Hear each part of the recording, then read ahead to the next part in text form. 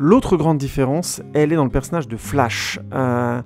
Flash dans la version de Joss Whedon est le comic relief de l'équipe. Moi je le trouvais assez drôle, j'aime bien ce que faisait Ezra Miller, donc pas de souci.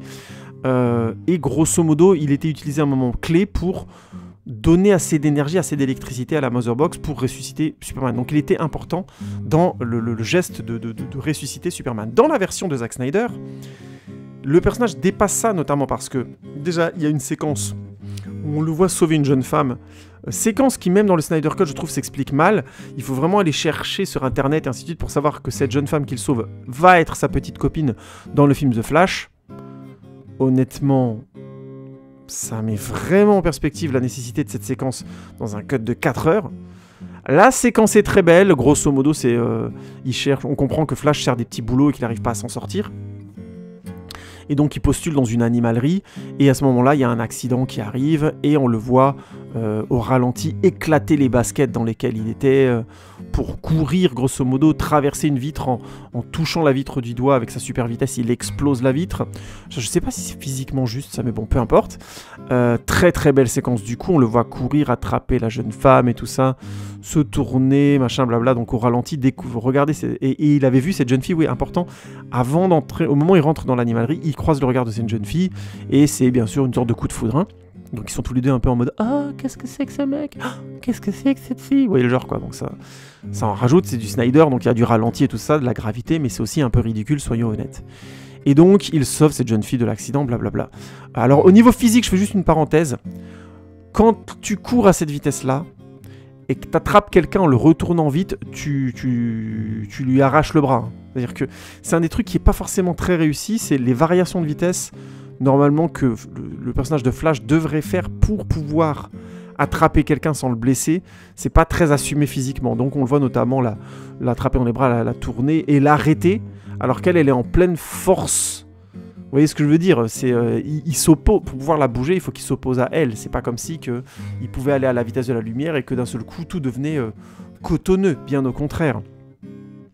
On le voit très bien d'ailleurs dans la séquence où Quicksilver va à la vitesse va super vite, dans les séquences notamment de X-Men, de Days of Future Past et X-Men Apocalypse. C'est mieux assumé, je trouve, justement, la différence physique entre la vitesse à laquelle lui il va et ce qu'il doit faire pour protéger les gens et faire attention de ne pas les disloquer quand il se déplace avec eux. Bref, donc tout ça pour dire, même si c'est pas, encore une fois, ça se discute vachement physiquement parlant, mais parce que techniquement, quelqu'un qui va aussi vite devrait quasiment s'écraser ou écraser les gens. Vous voyez ce que en minimum, en allant aussi vite. Peu importe. Tout ça pour dire, là, moi, j'ai trouvé ça un peu bizarre visuellement. En fait, c'est pas physique, c'est plus, parce que moi, en physique, je suis allez regarder des vidéos d'y penser si vous voulez apprendre des trucs intelligents, cohérents et bien expliqués sur la physique, parce que moi... Je suis minable. Cette séquence n'est pas essentielle, elle introduit le personnage, le fait qu'il cherche des petits boulots, le fait qu'il a rencontré plus ou moins quelqu'un dont il pourrait amoureux mais qu'il est très seul, blablabla. Donc je suis pas convaincu franchement de la nécessité de cette séquence. Moi perso je l'aurais enlevé du cut, je trouve pas qu'en termes narratifs elle soit indispensable. Elle introduit bien le personnage, dans 4 heures de film elle lui donne de la place, donc pourquoi pas. Sur l'équilibre d'un film de 4 heures, pourquoi pas. Mais du coup, on apprend surtout l'élément essentiel, c'est que quand Flash discute avec Batman, il lui explique justement que son pouvoir n'est pas un pouvoir de vitesse, mais un pouvoir de translation du temps et de la matière. Et ça, c'est très important, puisqu'en fait, à la fin, c'est Flash qui sauve le monde. C'est-à-dire que Cyborg n'arrive pas à séparer les Mother Box assez vite, et dans la version de Joss Whedon, les Mother Box redessinent le monde, elles le reforment à la manière de la planète de Darkseid. Donc elles prennent le temps, notamment on a tout un élément avec des racines qui envahissent l'endroit où ils sont petit à petit, donc une sorte de village, on va dire, je crois que c'est en Europe de l'Est, en Russie, quoi, en ex-URSS. Et on voit des sortes de racines envahir le monde, machin, on les voit un peu partout dans la baston, et on voit notamment à la fin ce monde être sauvé par la Justice League et se recouvrir de fleurs, je caricature, parce que c'est le cas, hein, donc c'est assez kitsch, mais grosso modo, visuellement, on a compris, si les Mother Box se lient, petit à petit, le monde sera recouvert de ça et tout le monde mourra. Dans la version de Zack Snyder, si les Mother Box, une fois qu'elles sont unies, elles créent littéralement une sorte d'onde de choc qui rase le monde entier, qui transforme le monde en une sorte de monde volcanique. Voilà, c'est grosso modo ça. Et dans cette version-là, ils arrivent trop tard. Superman arrive, mais c'est trop tard, parce qu'en fait, pour pouvoir séparer les Mother Box, Cyborg a besoin que Flash court à la vitesse de la lumière. le plus vite possible et ramène un kick d'énergie qui va donner le boost nécessaire à Cyborg pour séparer les Mother Box. Donc, vous avez compris dans la version de Zack Snyder, l'importance des différents membres de la Justice League est cruciale. Cyborg est crucial, Flash est crucial, Aquaman ne l'est pas du tout, mais on reviendra là-dessus. Et non, je déconne, il l'est plus ou moins, je reviendrai après. Mais clairement moins que Cyborg et Flash. Et donc Flash doit courir pendant qu'ils se battent avec Steppenwolf et que pour donner de la place à Cyborg d'aller séparer les Mother Box ou tenter d'essayer.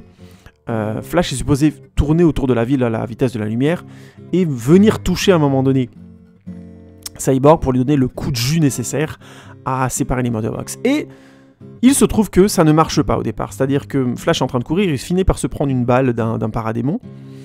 Il tombe par terre, il est blessé. Et malheureusement, c'est à ce moment-là que Cyborg lui dit « Viens vite Flash, il faut ces moments de venir me mettre un doigt dans ma prise électrique. » Mais c'est juste insupportable! Arrêtez! Et donc, Barry n'est pas là pour mettre son doigt. Et malheureusement, le monde explose. Et là, on est sur Flash qui dit « Attends, stop !» Je caricature, qui dit « Il faut que j'y aille maintenant.